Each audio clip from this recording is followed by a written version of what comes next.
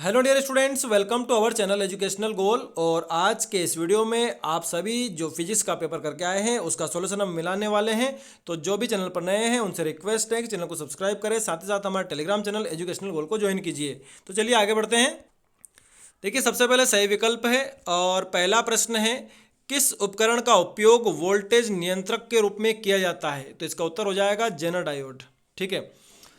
फिर अगला प्रश्न है, ओमी प्रतिरोध है तो वो क्या है? तांबे का तार।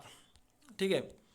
फिर अगला है, संयुक्त सूक्ष्मदर्शी में नेत्रिका की फोकस दूरी अभिदृश्यक की फोकस दूरी से अधिक होती है। ये दूसरा वाला आप करेंगे। ठीक है।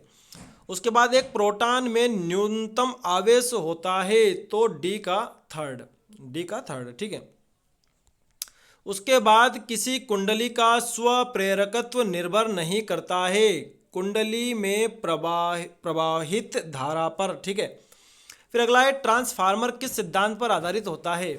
तो अनोन्य प्रेरण पर। ठीक है।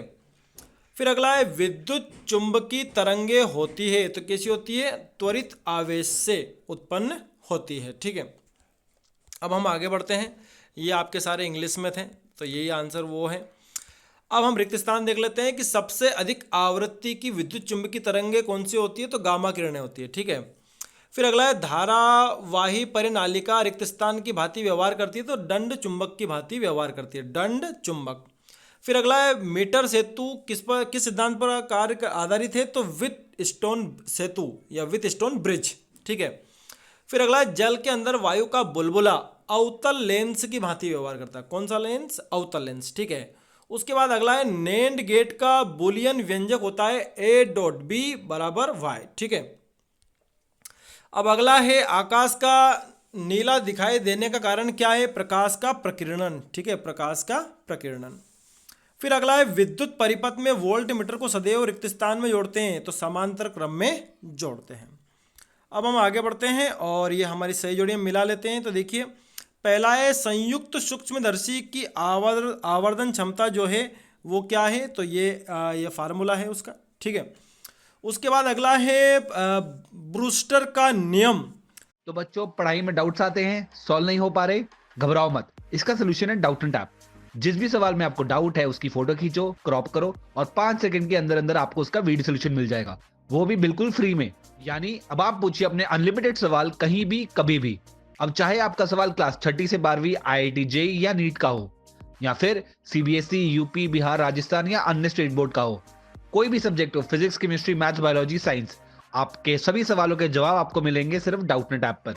साथ ही डाउटनेट पर चल रही है क्लास 9वीं से 12वीं आईआईटी जेईई और नीट के बच्चों के लिए ऑनलाइन क्लासेस, जिसका हिस्सा बनकर देश के सभी राज्यों से बच्चे लेकर आए रैंक 1। तो आज ही डाउटनेट ऐप इंस्टॉल करो, अपने सभी डाउट्स भगाओ और टॉप रैंक ले आओ। तो प्रकाश का ध्रुवण, ब्रूस्टर का नियम मतलब प्रकाश का ध्रुवण। अवरक्त किरणें, तो इसमें आ जाएगा हर्ट्ज। इलेक्ट्रॉन वोल्ट, तो ऊर्जा का मात्रक, ऊर्जा का मात्रक। डायनेमो, तो विद्युत चुंबकीय प्रेरण, विद्युत चुंबकीय प्रेरण। अमीटर, तो धारा नापने का यंत्र, धारा नापने का यंत्र। विद्युत सामर्थ्य, तो ये हो जाएगा वी आई। ठीक है। अब आगे बढ़ते हैं और अगले जो हमारे हैं वो एक वाक्य में इनके उत्तर देने हैं। पहला प्रश्न है कि लेंस की फोकस दूरी लेंस की क्षमता पर किस प्रकार निर्भर करती है? तो देखिए, ये व्युत्क्रमानुपाती इसका फार्मूला होता है कि लेंस की क्षमता व्युत्क्रमानुपाती होती है लेंस की फोकस दूरी के। ठीक है।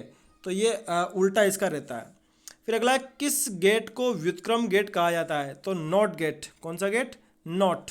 ठीक है। फिर अगला है, लेंज का नियम किस सिद्धांत पर आधारित है? तो ऊर्जा संरक्षण के सिद्धांत पर यह आधारित है, लेंज का नियम। फिर अगला है, दहली आवृत्ति क्या है? तो इसको देख लेते हैं। तो ये देखिए, किसी धातु पर आपतित प्रकाश या विकिरण की न्यूनतम वह आवृत्ति जो जब धातु के किसी इलेक्ट्रॉन पर गिरता है तो वह इलेक्ट्रॉन धातु की सतह से मुक्त हो जाता है। अर्थात धातु की सतह से किसी इलेक्ट्रॉन को मुक्त कराने के लिए न्यूनतम आवृत्ति का विकिरण जो इलेक्ट्रॉन को मुक्त कराने में आवश्यक है, विकिरण की उस आवश्यक आवृत्ति को ही दहली आवृत्ति कहते हैं, यानी कि थ्रेशोल्ड फ्रीक्वेंसी। सीधी बात है। ठीक है। और ये इसका कार्यफलन। आगे बढ़ते हैं। अगला प्रश्न है, खगोलीय दूरदर्शी की आवर्धन क्षमता कैसे बढ़ाई जाती है? तो ये देखिए, इसका फार्मूला है कि जब FO को बढ़ा दे और FE के मान को घटा दे तो आवर्धन क्षमता जो है खगोलीय दूरदर्शी की वो बढ़ जाएगी। अब अगला प्रश्न है कि कुचालक माध्यम की उपस्थिति का विभव पर क्या प्रभाव पड़ता है? तो कोई प्रभाव नहीं पड़ता है, कोई प्रभाव इस पर नहीं पड़ता है। फिर अगला है, विस्थापन धारा किस कारण उत्पन्न होती है?